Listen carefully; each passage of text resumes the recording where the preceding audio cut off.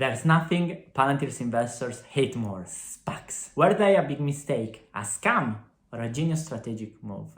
Hi, this is Arny for Palantir by Sized. Palantir invested in 20 SPACs, which contribute for 10% of commercial clients. However, the revenue contribution is much more than that. SPACs generate $30 million per quarter, which is 15% of commercial revenues.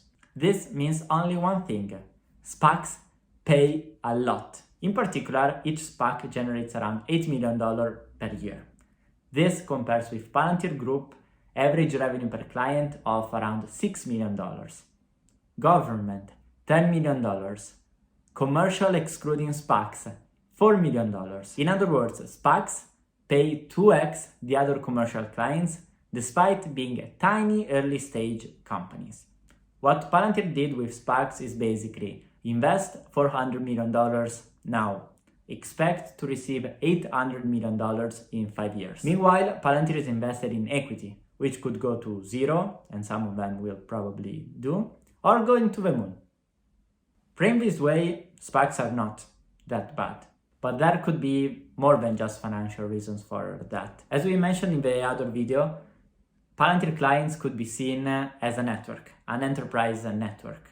And Palantir's goals is to achieve critical mass by enlarging this network. This could help unlocking network effects. But to reach that point, companies may need to do something that is not scalable, something unconventional.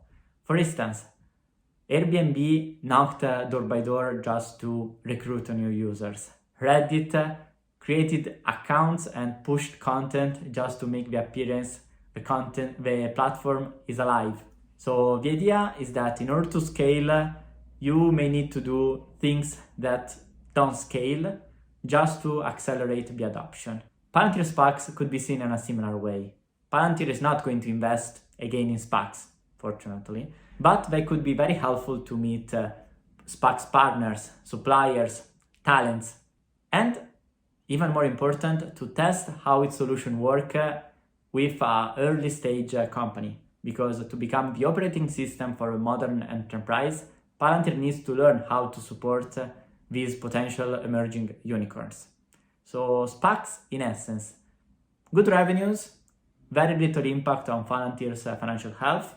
Meanwhile, Palantir also has some potential upside if some of them become unicorn. Financially speaking, however, that was frankly a disaster.